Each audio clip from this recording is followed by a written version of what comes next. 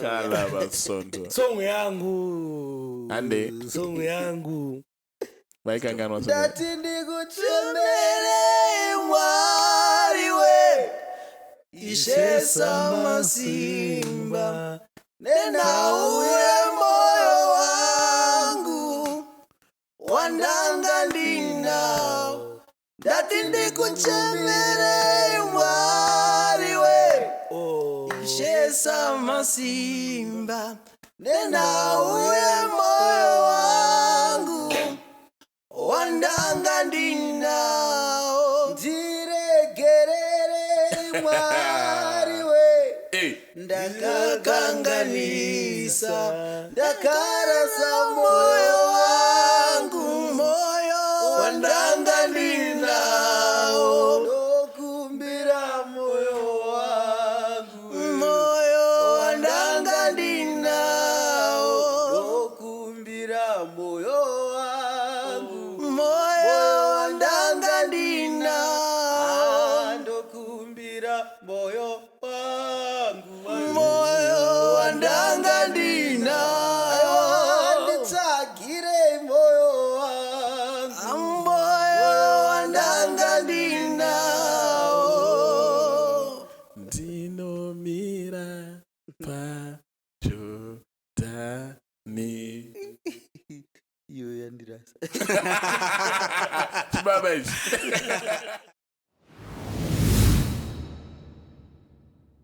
Ladies and gentlemen, welcome back to yet another interesting episode. Atinenge tine ma upcoming artist. Anenge chipiso. It's been long since we last did something like this. And it vanhu tinenge tikuvatsanyisa. Hauna ngoita complain kuti kuomana nemusumbo yanechi nematist. Okay, so what we have today, we have got a unique, exceptional group. Vamwe vari absent, but varipo ndo vatiri kudhila nawo. Hanzi vaneweko vanotya ndo varichi? Ndo varipo. Lazokwana ndikufanira kuti chii? Ndofanira statement anogara achitaurira. Vanangu vachita no time sana mambotigira sigo Sparks podcast. Saka ndofanira statement anogara achitaurira patete chana nyaya dzemakweda takamirira baba. What good things chii? Come to those who wait. Exactly. And also, vanhu munogona kushamiswa kuti setup yedu nansi say we have shot this episode emergence on a Saturday, and my employees edu, 5 of them, they are not around because they had taken a leave. But because my guest edu, vanenge vasiri muHarare, tavanoti we have to make a provisional plan. But this is the best of the best. Best of the best. Ladies and gentlemen, we present to you, what is the name? Generation of Praise Choir. Generation of Praise Choir. Sikandatangire up. Ndotanga nemudhara vari paside pangu. Vakapfeka suit yeblue. Munetwa nemudhara. Hatina mbobvunzana mazita. Alright, ndinonzi Tendai Keith Chiodza. Tendai Keith Chiodza. Yes. Alright. I'm very sorry, Mr. Tendai. You can continue. Okay, ndinonzi Tendai Keith Chiodza. I'm one of the member Generation of Praise Choir. Okay. Yes. One of the member. One of the members. How many members? We are 7 members. 7 members. Yes. Okay. And then in black suit? Ndoitwa Sylvester Jo. Kana kuti worshiper Sly ndo ravanodana paministry. Worshiper Sly. Yeah. Muno worshiper chaizvo? Zvekuti chaizvo Mwari ndiye anoziva. Kana isi makambowoshipa nesu panapa tinogona kukuudzai kuti Let's throw mic producer. Alright. Worshiper Sly. Yes. Mwari ndiye anoziva? Mwari ndiye anoziva. Ko vanhu vakakuti worshiper vazive? Vanenge vakanzwawo ima musati manzwa. Right, I think zikoka kuti vanhu vanatsoziva. I think zvatoda kuita panapa vanofanira kumbotanga vambonzwa kana kakapela 1 tizokuona tizobvunzana zvedu kuti zvakamira sei. They will do one of their choice and then one of my choice. Is it okay? Yes, it's okay. Sikatimboita tanga nenyu. Totanga neipi worship. Let's go to Atendero. You go, we go chorus once, then. Okay. You go for your face. Then I'll come. All right. Tatenderwa, tatenderwa, tatenderwa, kurarama zvekare.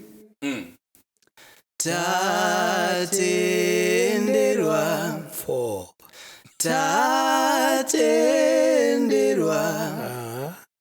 tatenderwa, kurarama zvekare. Dai Jehovha maisava nesu Vavengi vedu vakatimedza, ngoni dzakatiraramisa, nyasha dzakatiraramisa, vanga vatotonga kuti titakwena mabwe, asi nyasha dzakatipa mukana wekurarama zvekare. tazozviona Jesu, shoko renyondera zvokwadi. 4 Makati Anzai nzira yangu akatenda achararama, anochengeta inzwi rangu hatongooni rufu, achararama nokusinga peri, atatenderwa, tatenderwa, tatenderwa, tatenderwa, tatenderwa, tatenderwa, kurarama zvekare. Angatisire ipapo. Katatenderwa kedu amenda pesa kupera maoko angu rini tombotira tatenderwa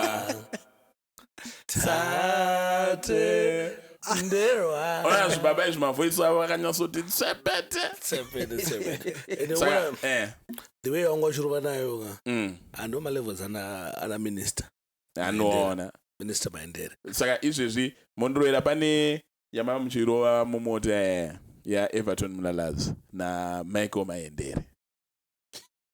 Saka chingopanana Everton naMichael. Everton ndiani Michael ndiani? I think ichibaba ndo Everton chine board but board ichibaba chiri light saka ndo Maendere futi ichibaba ndo Everton. Munongopasura naye baba. Ngatingoti chibaba ndo zvise ndichangochibatsira. Saka ndatipinde nayo. Inorema inzira ine minzwa inobaya fugama unama, inorwadza inzira ine minzwa inobaya fugama unama, fugama unamate, unamate fugama unamate, fugama unamate, fugama unamate, fugama unamate.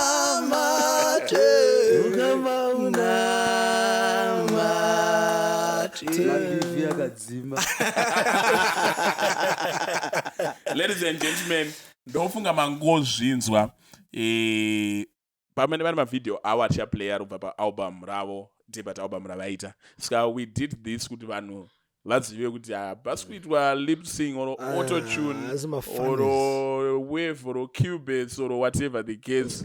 Mavoice atori tsepete tsepete. Alright, ndatangire up. Mdala Keith, upenyu makakura sei upenyu? Alright, ini ndakazvarwa kuMondoro, St Michael's Hospital, ndikadzidza pa MUGO Primary and Secondary School, inozikamwa nevamwe vakawanda sekuti Kapota. school for the blind. Chikonzero chakaita kuti ndidzidze paschool for the blind ndichazokuudzai panext interview. Next interview matosecure. Next interview tatosecure. Ndikazoita zvidzidzo zvangu law degree rangu paUniversity of Zimbabwe. Mwana ndiri mumwe chete, mudzimai ndiri mumwe chete akaisvonaka ane chocolate skin. So bana batina lawyer. Tina lawyer. Makesi zadopera kati. Saka manems. Kesi yangu mamuchidzere netswa jesu. Aiwa tozotaura off air. Off air. Apa ndombo unoya kumachambers. Legal counsel. Right. And then mukoma worship as fly. Inini ndakazvarirwa kwagutu. Kunwa kumusha kwaamai. Saka ndiri muzukuru wavaira gumbo. Vana matyira. Mwana mukwasha. Ndobva ndadzidzawo kuMhugo schools, both primary and high school. PaMhugo I'm one of the pioneers the high school, so ndine zvandakaitawo ipapo. Saka anondiziva ikoko kopota. Then tiriko ndo kwatakatangira kuimba. Then I went to University of Zimbabwe. I also did my law degree ikoko.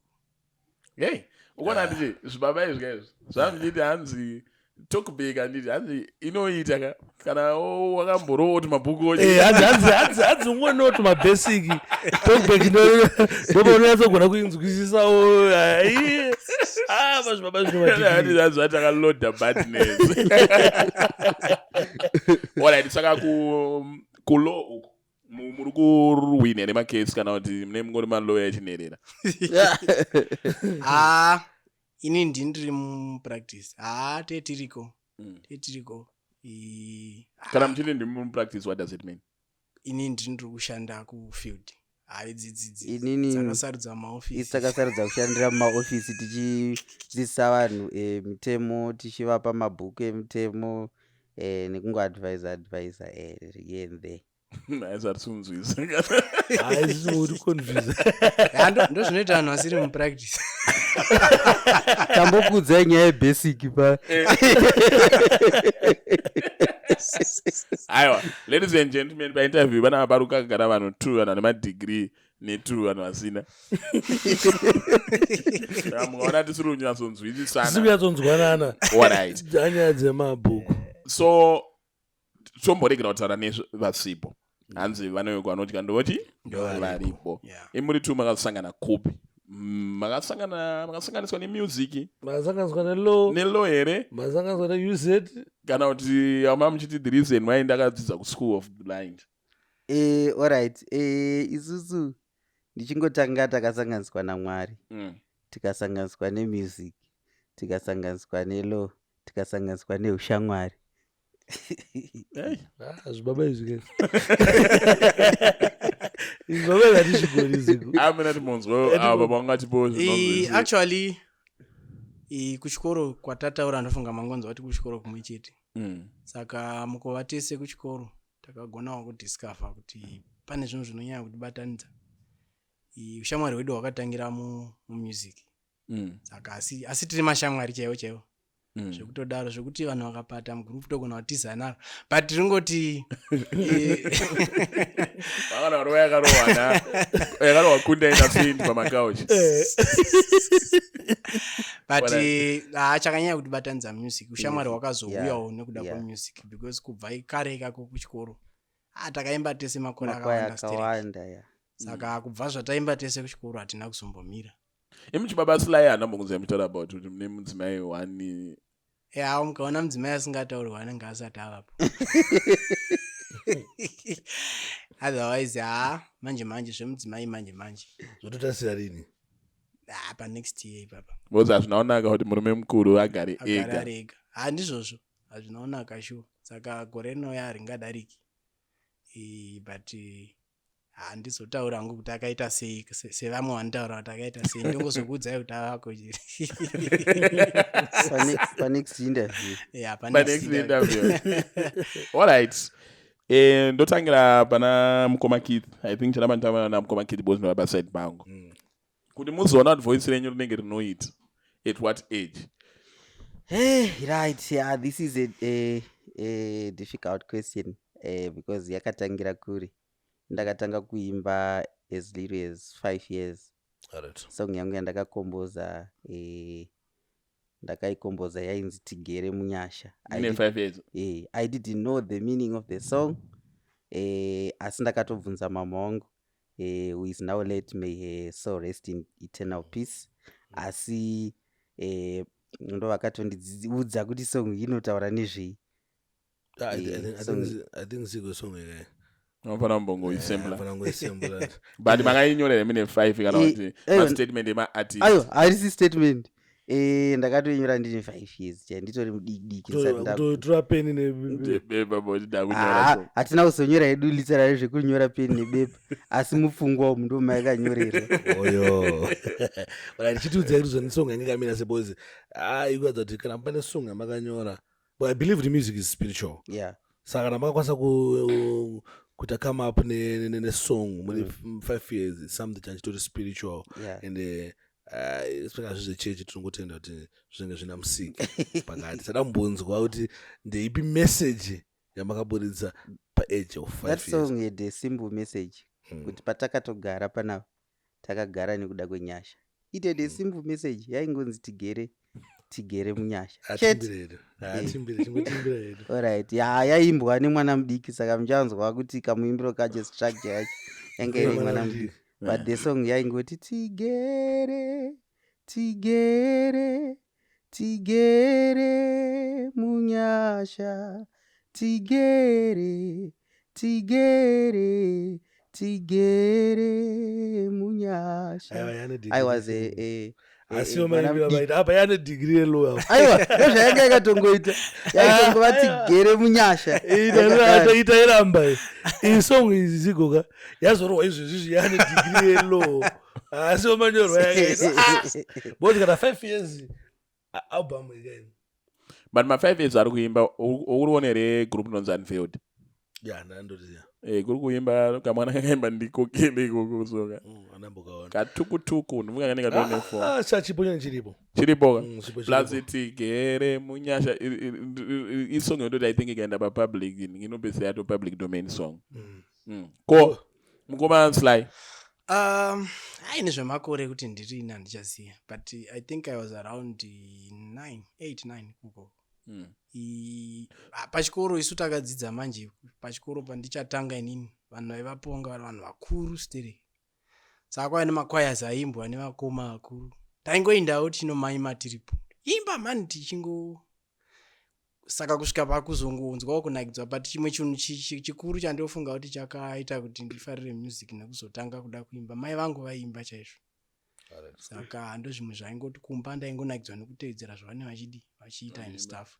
Saka ndingangoti ndo matangira ndakaita. But kuchikoro kune maactivities akawanda. Vanoziva pa Margaret Hugo schools kuimba yaiita seculture because mukarangarira vanhu vakaita sana Munyaradzi Munodaofa and stuff, vanhu vekuti vakatoimba nemaage madiki. Saka pachikoro apa paine chikwa zvemusic zvakanyanya makore acho.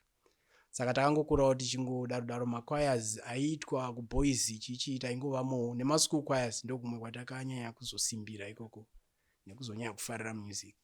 Alright. Besides music pane mamwe here. Alright, iko music iko munongoimba here kana kuti mune ma instrument amunoplayawo? Personally ndaimboda kuita but ndakazorega. Ndakaona sekuti zvinonditorera time yekuimba. Kom ndarakit. Inini ndinokazospecialize nemavocals siri. Nemavocals. Yeah. Munoridza huro. Yeah, atoridza huro. Ko besides music pane mama special talent amina were ariyo yekuti zvafana nini. Inini a lot of people don't know. Indotamba bhora singaiti. Isusu tiri kwedu kumutemo ndo kwatinongogara tiri kana tiri kuita zvemusic tagara pamabhuku emutemo. Yeah, I think for me yangu muchita Pith Fulcrum. Chimwe chinhu kumusic isu zvatinotofarira zvimwe zvisiri zvekuti tiri kuimba isusu tofarira kuteerera music nekuianalyze kungoti pane song yaburiswa naZigo handizi kuti zvichazoitika here asi pane song yaburiswa naZigo handei ndichifarira. Wati kokuzimudhanzo munofarirana? aina angu personally munhu wandinoteerera ndichinzwa zvaanoimba kuzimudhanzo muchinda anonzi Freeman. Neumwe muchinda wandisingadi kutaura but handofarirawo imwe message yaanoimba motomuziva. Wingiti hasamwe ikoko but momuziva. Handitauri mazita asi ndiwingidi but munhu wandonyatsofarira chaiye ndiFreeman. Akafarira message yake and the way aita mavocals kwandiri it was more zviri melodious kudarika zvimwe zvandei ndichinzwa kuzimudhanzo. Handindofarira music vazhinji kuzimudhanzo vanoimba zvinhu zvisina melody saka indofarira hangu zvine mamelody.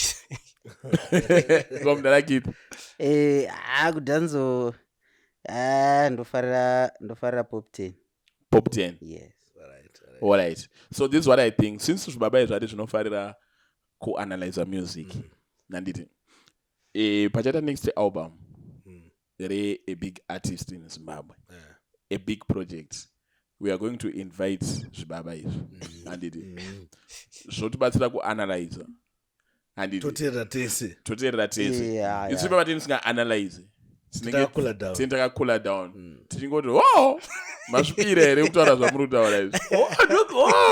And suddenly I feel and I mean can that be done? Yeah, it's possible. Yeah, it's possible, very possible. It's possible because ndo zvinhu zvatinonyanya kufarira. I think personally I think ndo zvandotogona kudarika unyanya kuimba. Zvikuanalyze. Yeah. Mune muchiri muHarare namunzo muchanyanya kubulawayo. Kana mangoti tiuye tinotonyatsokuita. Zvibabai izvi ma-practicing lawyer, why is that? Hazvityirwe. Nowhere. But anyway, then moving on to next lingire interview yedu. Mune album. Yes. Mo group renyu. Album is your debut album. And it how did you come about that album since you are a group? In terms of structure, okay, this album ndingangoti ma-members atinawo mamwe it's predominantly ma-schoolmates edu, vanhu vatakango-identifyana pane vanhu vaiva nezvipo neshungu dzekuita music tiri kuchikoro.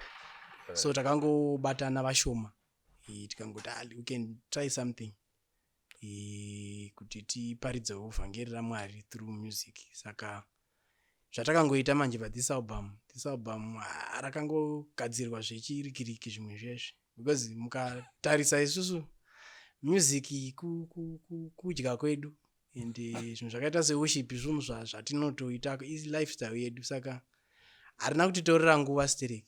Zvaingoitika ndezvekuti munhu akangouya nesong yake akati song yangu ndine chorus yakadai yotoitirwa vhesi tototaura kuti handei kustudio. Actually most of these songs we recorded them. I think 8 of the songs are on this album akarekodwa one day. So ndingangoti basically this album was recorded in one day, which means within 24 hours we managed to record 8 songs. Mairekoda nani kuma producer ndi Blessing Masanga. So kungoti munhu aingoti anogona ngouya neidea yake then we totoisa mabrains edu ese pamaideas kuti dai dzimwe dzacho dzaitozongonyatso perfect watava mustudio kuti ngatichitongoita takadai ngatichongoita takadai. How many people are in the group? We are about 7. And my public domain song mangani mu album?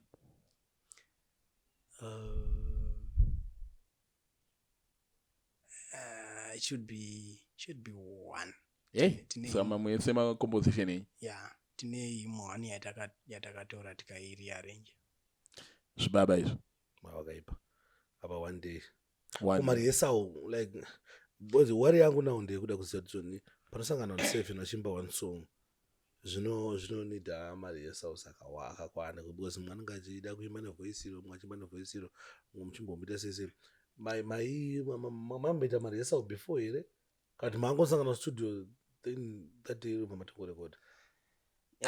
Honestly isusu tongoti first day hatina kumboita mari yeSouth akawanda, taingointroduce masongs edu titomarecord because vanhu varimo vanhu vane experience ishoma asi inobatsira wati ishoma ndokuzvona inobatsira kuti kana tichida kuita hatinyanyi kunonoka, hatinyanyi kutora nguva refu. asi ko vangu muri maloya mese boze pamwe pacho ndofunga chinjitika nje kuti uchenjeri unenge wagara actually vanhu vari mugrupu vanhu vane background yemusic vatina most of them vari mugroup, so chinoita kuti mari yeSouth zedu asava akawanda wanda nekureba tinobva kwakasiyana. Like I was saying kuti I'm from Bulawayo ndiko kwandiri best and the other guys vamwe vari kumasvingo vamwe Mutare. Saka muchaona kuti tinokusangana kwedu kutoti time yacho kuti iwanike manje inenge iri shoma. So like zvataita ipapa kungotouya maybe a weekend tototi guys tiri kusangana Saturday, want to record up to Sunday morning kuti vanhu vangotirafila vachidzokera.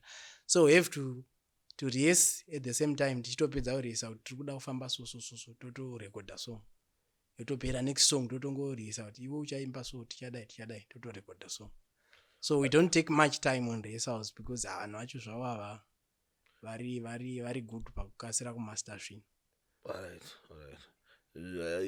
Ndanakirwa nematauro amaita, but wari yangu now futi yaya kuti zvoni saka makanzi paita show, mumwe achigara Bulawayo, mumwe achigara kumasvingo, mumwe achigara kuHatfield, munozobatana sei? Hazvinetse kuti muende kushow?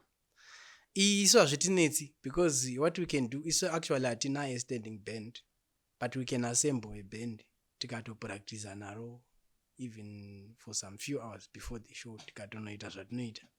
Because I actually kutaura chokwadi our group we don't need much rehearsal stuff. We don't need much. Umana magoni wanoita nema simplify zvacho kwari kuita zvibaba izvi zvibaba. We drink music, we eat music, we sleep music, we dream music. Saka it's not like, of course Mwari wakangotikomborera utakadaro. One thing about vanhu vakaita seri kana takuita zvemusic zvinobva hameno zvazvingori, so it's nature. Mukatarisa vana Paul Matavire vaya unongoona kuti it's nature, hazvitombosi zvinhu zvinonyanyotigozhera. But nene ndabvunzawo futi mukutaura zvoti mwana akakomborera, muraona kuti spiritual zvekudaro kana tingori music? Isusu kana tichitoita music we are actually worshipers. Yes. So worshipa basa rake kutozouya kuita maartist kungotozoitawo zvemusoro edu. Otherwise we should be worshiping tiri kuchurch. Ndo zvatinotonyanya kuita actually tisinganyanyi kutarisa edu kuzopinda mustudio and stuff. Saka muchiona kuti isusu studio week yedu teta kungodawo kuti tishumire nevamwe vari kunzoku sezvatinonzwa mukati medu, but otherwise ndosaka muchiona kuti so far since tisati taita zvakawanda effort yedu haisi pakunyanya kunikira. Effort yedu yakawandira kumachechi uko, saka we are worshipers naturally. Saka spiritually hatitorimo zvekutodaro. We are Christians actually. Yeah, ndikubona. Then my question is that random. Anditi pama makagara apa tichitaura about what you want to achieve ne-interview inoyi matora murati album irizikanwe nevanhu, murati zita rese rimaketwe. Kune ka stereotype makafunda ka ndandakatomira muchati plus tikutsvaga chi funding anditi makarongeka musotsvaga funding funding tiri kuitsvaga asi chimudara right ngatingoti funding tiri kuitsvaga asi munemwe mina actually isusu mamiriro atakaitani ndingangoti zvimwe zvese tinazvo, but tinotsvaga partnership because aimona kuti as I was saying kuti so far hatisati tagona kuassembla band, hatisati tagona kuti some structures management into place and stuff, so zvinhu zvinoda partnership sometimes. Of course isusu nemaresources edu nechi but since riri group tichidawo maresources akanyatsokudaiwo saka partnership tinotoida chaizvo tikawana vanhu vanoda kupatana nesu chinhu chisina kushata ichocho. Asi hamusi desperate zvekudaro? Zvekuzova desperate hatizi, zvekuti pane zvimwe zvinhu zvinonzi tiite zvakati nekuti zvigodai izvozvo tinokoshesa ma-Christian values. Saka kana zvingori within ma-Christian values then we are okay, we can partner tikato. Ndezvipi zvinowanzonzwa niitai zvakati kuti zviripo zvakawanda zvinoitika kuti munonzi uyai muite muimbe pakati paunonyatsoona wega kuti pachikristu changu apa saka ndo zvatei tichitarisawo kuti ndana baba harara zvinonetsa zvodhipenda nawo nekuti tiri kuda kuachivha chii. What? Avana mborongo mana baba harara. I think baba harara after one interview vanaona kuti komana ndati collab. Bozi ndo I think wanofana kutaura vision ma-artistic gospel the way masapotero akangoti baba harara nemangu ma-musician like ana minister maendere anofana nguva yezvito kune team yangu especially after co-signing avapiwa. Alright, koma challenge amakasangana nawo pakupusha music chichichi andimaibada ndeapi ma-challenge? Ma-challenges akati wandei. Kazhinji kana tichiita gospel music rinofana kuwana vanhu vanorelata naro because ndo primarily ndo chinangwa chedu chekuti mukatasa masongs atei tichiimba isusu mamwe acho tichitaka kuparidza like saka teishuwa kuti zvisvike kuvanhu.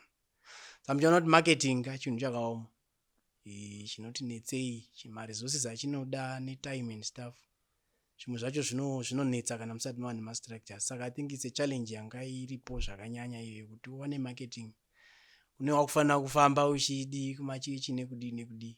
Chichi kunyatsonetsa kuti muite mastructure? Tingangoti so far funding yedu haisati kunyatsokuti panzvimbo zvakanaka. Apa style yacho ndikutoona kuti munogona kungofanda chinhu chakafamba. So this is funding from you. Moona kuti chi kuministry tikangoona chinhu chakafaina tikakuona imi makutobuda kuti sigona sparks vabuda togona kusaziva kuti pane zvimwe zvinhu zvakawanda zvamaita kuseri. Saka pakuta come up with structures maresources anodiwa. Izvozvo tikati tudze kuti mike yandiri kutaura yakaita mari muchaona kuti zvinhu zvekuti ndikauya muno ndichitotaura ndichitobuda zvova easy kune mumwe munhu end product iri easy kune mumwe munhu kuti aonese kuti zvakachipa. But kuseri funding inodiwa baba. Since matongoti tikudzei kuti mike ino yakaita mari mamike aya iyo $200 nestand yacho saka mamike acho esana this $800 mamike couch atakagarira it's $800 from Nash TV. Of course, takatipiwa mahara, but andashanda. Saka handiti munoona zvinhu zvekuti izvo zvizvi chero ndiri lawyer sometimes nekuti ndine ma-responsibilities akati wandei ndomudaurora ndoma-responsibilities ndichidaurora ndichidaita sei saka ndiringoreva kuti ma-resources angu inini personally sometimes anogona kusanyatsokwanira zvese but ukazowanawo partnership nevamwe vanhu vanenge vane vision yekuti vanoda kuti shoko raMwari riparidzwe rifambe zvinobva zvabuda zvakanaka. I think tinenge kusvika kumagumo kweinterview, so what we need is the details of the album in the sense yekuti paalbum mati pane masong 10 tipewo 4 masong atiri kuisa pavideo iri richipera. I think vanoti 1 voti 1 voti 1 ndizvo kasparks ndizvozvo totanga na Keith. Anotanga ina slide this time tanga ina mama wanyezanyanya abarizo slide yanga chitaura beza totanga na slide. Ndine song inonzi Ndinyeurirei. I love that song. Ndinyeurirei number 1 I think ndio title track realbum yedu inonzi Ndinyeurirei. Alright. I would love kuti iyo wanombo inzo. Alright, ndiana kai compose. Actually the writer and the writer of the song anonzi Tapuwa Basira is one of our members, but chiudza vatinoti minister, ndinomuti minister Tendai for me is my minister. Akakomboza, then ndakangozopindawo pane kaNdebele lines kandakangopindawo nako. I think so I was part of the composition. Part of the composition. Achibaba chiri hambo. Unotaura masong evamwe. And then kid. Alright. Ini ndinoda inonzi Namata from Worshipers Sly. Hey. Vakashumira zvakanaka chaizvo pasong iyoyo. And it's a classic. That one ndiri kukuvimbisai kuti ine mafireworks. Kune vaya vanoda zvekurumbidza. That one. Achibaba zviri hambo. It's a masterpiece. So I think ndo yanda ndichiti tine hymn yakarearrangewa. It's just a hymn yatakatora kwatakatora iko, but as we are rearranged each nogona kusazoyeuka kuti hymn, but it's just a hymn now song yatakangotorawo pane mamwe mahymns yangoriko. Wona nje ini ndikabvunzwa kuti favorite video yako pa YouTube ndiripinwa narimwe na Sparks, so I amemilite level iro rangu ini. So wona ndo panosiyana kuti tiri ma worshipers nema YouTubers. Yeah, actually zvinhu zvinonetsa. Iya mwana vanombotivunza kuti toshanda sei. Isusu nyasha dzatakaita ndedzekuti kubva zvatakatanga kushanda tese, Mwari akatibatsira kuti tionane kuti tinocomplementana. He knows my strengths, I know his strengths. Saka kana tichishanda we complement. Hatina time yekucompete and stuff. Amumborowana ere fight. Kana. Zvachose. Tinoshanda musically pane ka language kanoita kuti mukurumidza akurwiwi. Saka todzokera pana Sly yechi3. Ndoda inonzi Rumbidzwai. Yeah, ine kadendera few. Inondinakidza futi. Makaisereka. Takazongu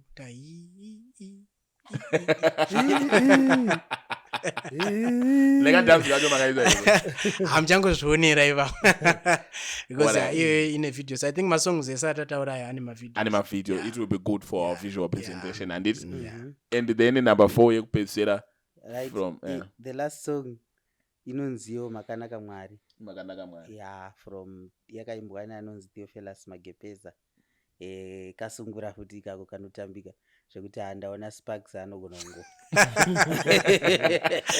Agonanakirwa. So Sparks, what we want to do now and it is masong ayachaplaywa. But yapera interview ino. But vachangotorera acapella ye2.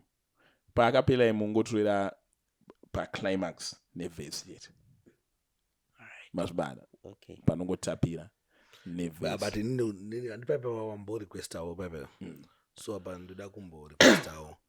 I think makambotorera yanga mchiti hymn yakarearrange. Ne unyanzvi wakashandiswa. Ska amangani tongoti E2 futi still ani. E2. And it. And then after that mozotorero song ya favorite musician wenyu, gospel musician wenyu mu Zimbabwe. Okay. Ska anovela mangani 3. Pakati favorite hapa. Yeah, pakaoma because hey, we listen to a variety of musicians. Tona kuba edisus. Alright. Mogona utipa ndokuba Everton Mlalazi. Tambo muimba. Number yimba. Tautanga maybe ninangu I know request one from Baba Charamba. Ndone song yachiri musoro mangu ndikutofunga kuti mona kuimba. Inanje. Ndingechinzi ndati ndikutumire mama. Alright. Yeah, ikakukariku. Alright. So ndatange ine 2 adataura. Then so ndongotanga nehim. Kristu, let's go. Mu Kristu sanete inzwa ngirozi yako iri pedyo nemandu namataurinde anzi chizwa zviku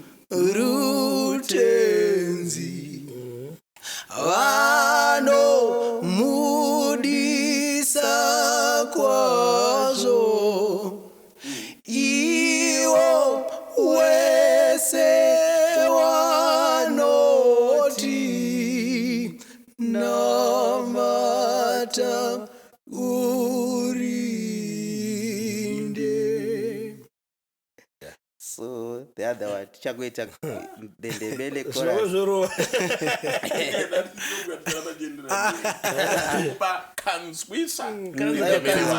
Ndendebele chorus. Yeah. Wena Jehova ngikhombise okwenza ezulwini nginesifiso esokuhlala Wow. esihlalweni sobungcwele bonus shona saka Jehova dinyeurire zvinoita ndipinde denga ndinoshuwa kugara pachigaro cheuchene Wena Jehova ngikhombise okwenza ezulwini nginesifiso esokuhlala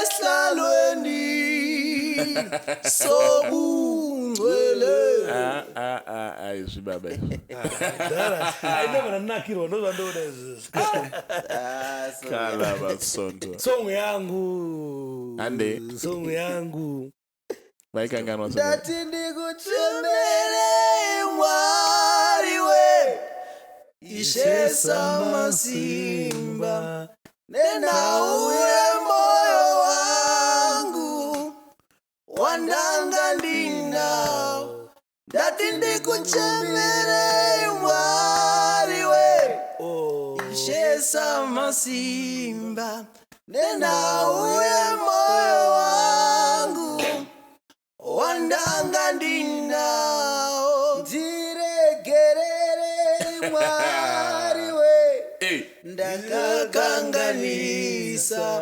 ndakarasa moyo wangu wandanga ndinao ndokumbira moyo wangu wandanga ndinao ndokumbira moyo wangu wandanga ndinao ndokumbira moyo wangu wandanga ndinao nditsagire moyo wangu wandanga ndinao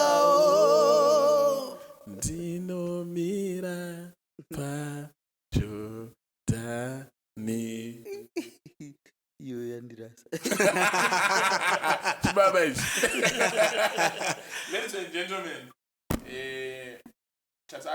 before we go kuma highlights album is my social media handles, my contact details, nema I think ndo zvakanyanya kukosha my social media handles ne what type of events you are available for booking since mamboti mimamimbe kwese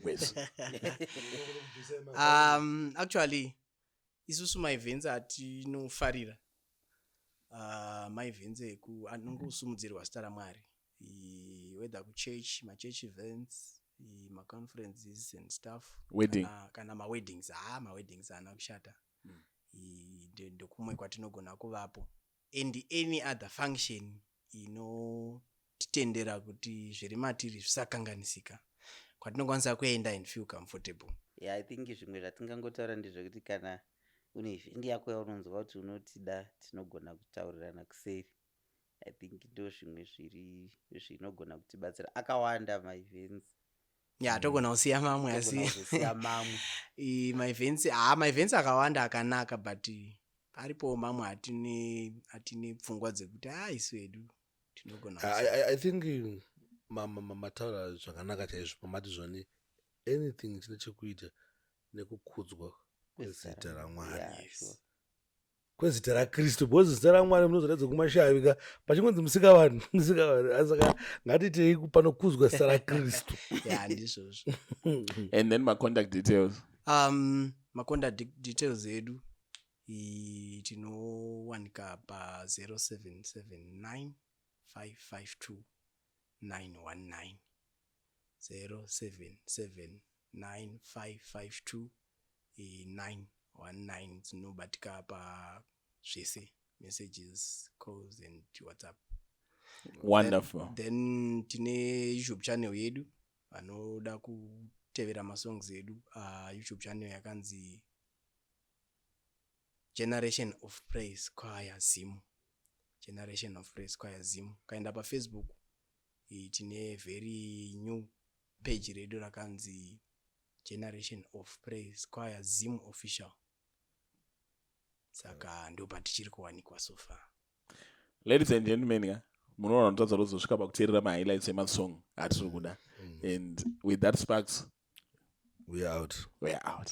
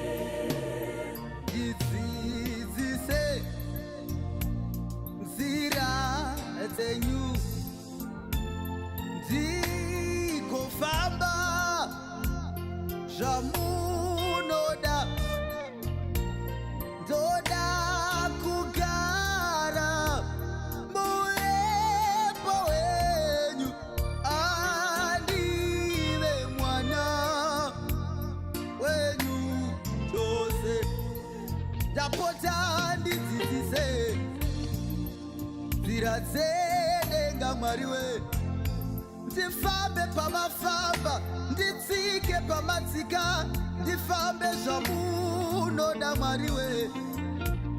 Ndoda kugara mulepo wenyu, ndive mwana wenyu chose. Chikumbiro changu Ishe.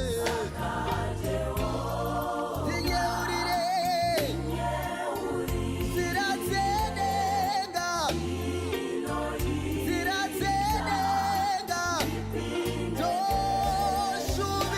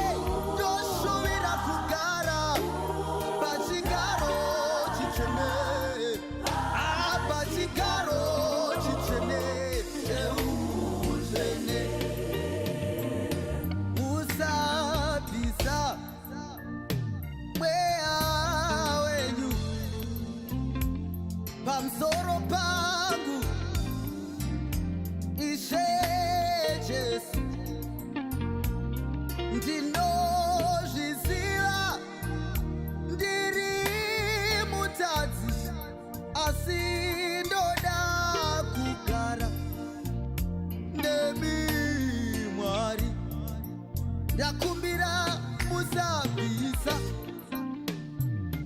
mweya mutsvene mupenyu wangu ndingaparara Ishe Jesu ndinozviziva ndiri mutadzi asi ndoda kugara nemi Mwari Jehovha tinyeurire zvingaita ndipinde denga zvingaita ndipinde denga denga toshuvira toshuvira toshuvira pachigaro chitsvene Jehova Jehova Jehova ndiratidze nzira dzedenga ndiratidze nzira dzedenga Mwari we toshuvira toshuvira toshuvira kugara pachigaro pachigaro cheutsvene wena Jehova ngikhombise okwenza ngiyezulwini nginesifiso esokuhlala esihlalweni sobungcwele wena Jehova ngikhombise okwenza ngiyezulwini nginesifiso esokuhlala esihlalweni sobungcwele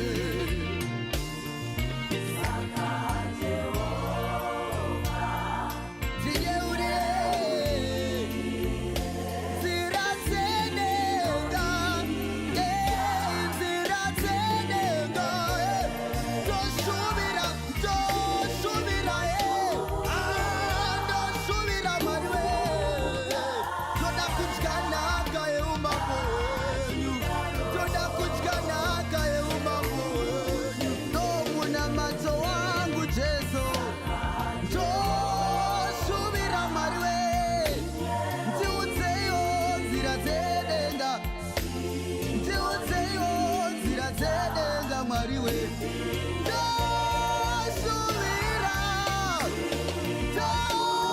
toshuvira pachigaro chenyu pachigaro chenyu pachigaro chenyu toshuvira kani we pachigaro chitsvene Jesu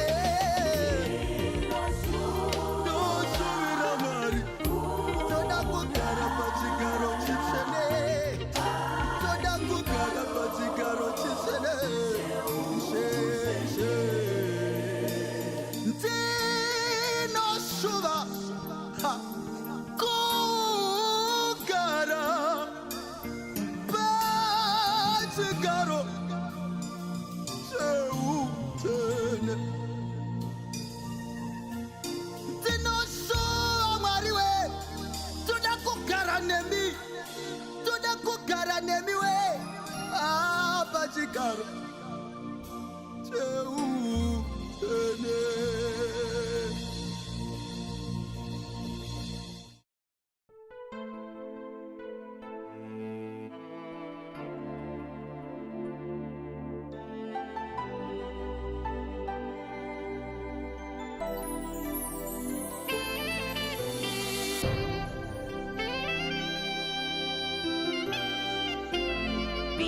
Masanga.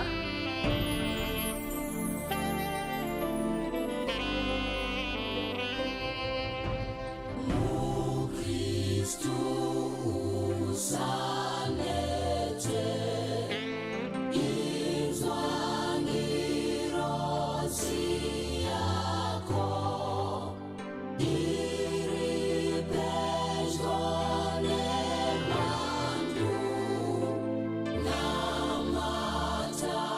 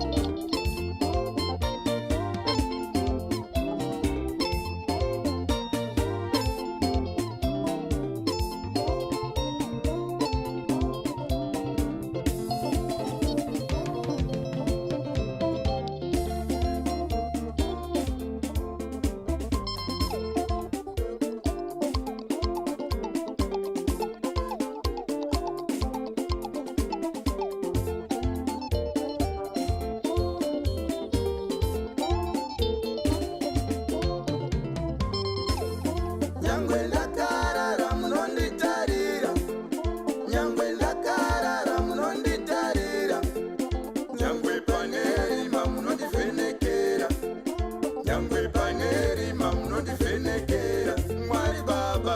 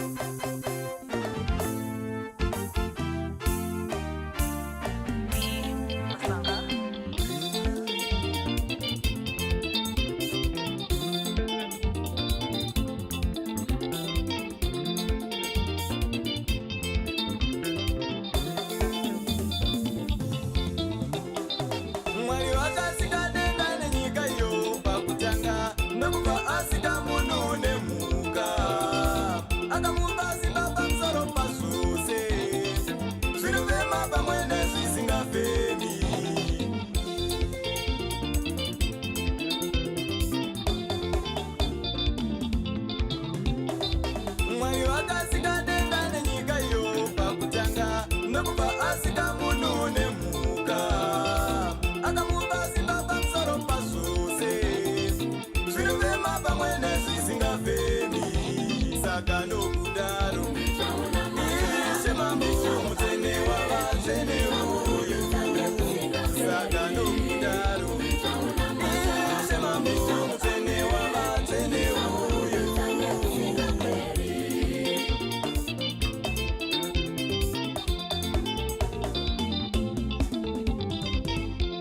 makanaka mwari baba makanaka mutainetene mutainetene makanaka mwari baba makanaka mutainetene